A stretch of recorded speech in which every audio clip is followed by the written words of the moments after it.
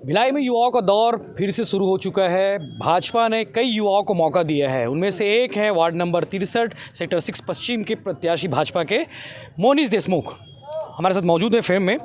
भाजयुमो के जिला महामंत्री हैं, चुनाव लड़ रहे हैं कांग्रेस प्रत्याशी के खिलाफ में जो सिटिंग पार्षद है साकेत चंद्राकर। इतने कम उम्र में राजनीति में आ गए, क्या बात है?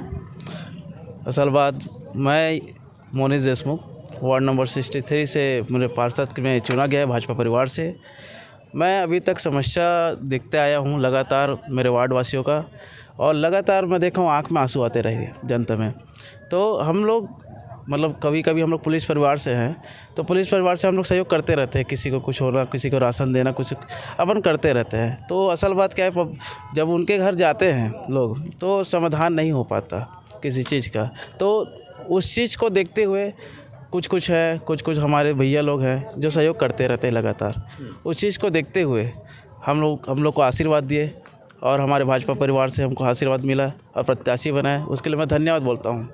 और इस मौके को मैं कुछ बड़ा करने वाला हूँ, जो हमारे जनता के लिए और मेरे वार्डवासी के लिए प्यार के रूप में मिला है।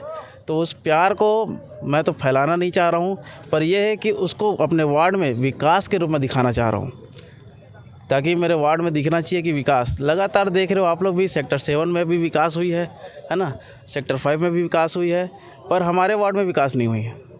आपको पता होगा भैया कि कांग्रेस के पार्षद थे ना, MIC मेंबर भी थे, फिर विकास क्यों नहीं? अब लगातार तो आप जानते हो भैया कि विकास का खंड ये है कि हर सेक्टर में आपको पता है कि यहाँ विकास हो रहा है, वहाँ विकास हो रहा है, पर हमारे सेक्टर में नहीं दिखता है। इसलिए नहीं दिखता क्योंकि लगातार CC रोड का भी मांग किया है। CC रोड बन रहा, चालू भी हो गया था, कुछ में अभी निगम के द्वारा बना गया है CC रोड। चुनाव चालू होने से पहले हुआ, लगातार मतलब 1 महीना पहले कंप्लीट हुआ है। तो जनता को खुश करने का एक मौका कर रहे हैं हम लोग कि जनता को हम चुनाव से पहले मोहित करें और हमको जिताए फिर से, और 5 साल फिर हम लोग राज करें। आप लगातार वार्डों में घूमे, लोगों के पास गए, कितने वोटर हैं यहाँ पे?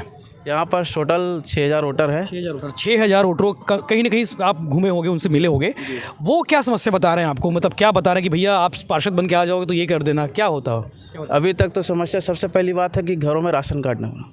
हम लोग जहाँ तक बस्ती निजी घरों में गए हैं, जहाँ तक गए हैं हम लोग, अभी तक हमारे दुख सुख के हमारे माता लोग को बोलते हैं, तो माता यही बोलती है कि बेटा हमारे राशन कार्ड बना नहीं है।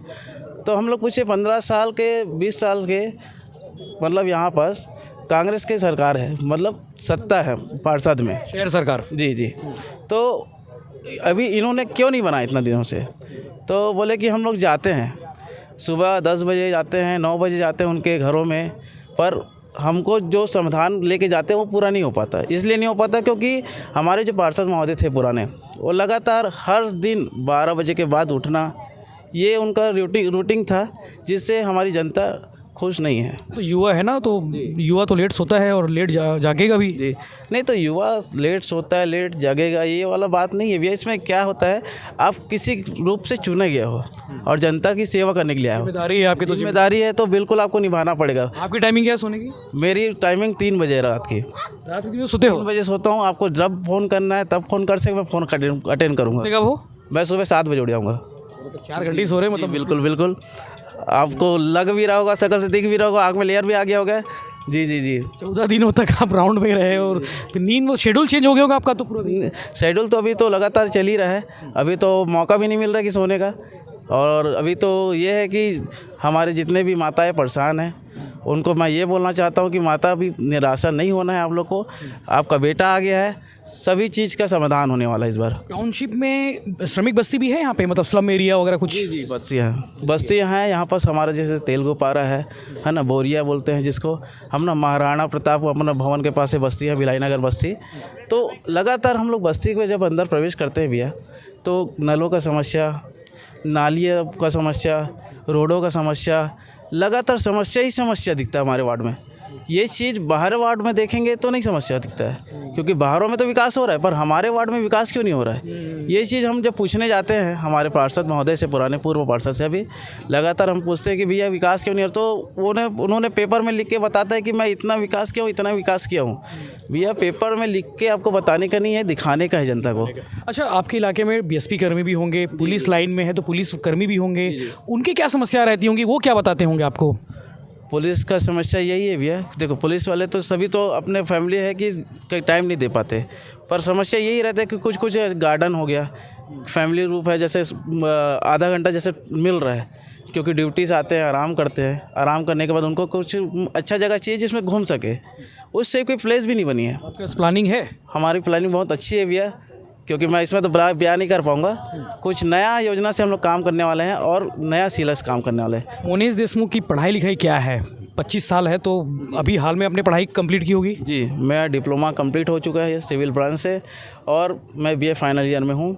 जी। अच्छा, पढ़ाई कर ही रहे हो? जी, पढ़ाई कर रहा हूँ मैं। बीए फाइनल के छात्र? जी जी, मैं बीए फाइनल ईयर में पढ़ रहा हूँ, अभी साई कॉलेज में हूँ। जी, जो हमारे वार्ड में आते हैं। जी जी। तो ये थे। अच्छा, एक चीज़ और बताइए कि 6000 वोटर में कितने वोट मिल रहे हैं आपको?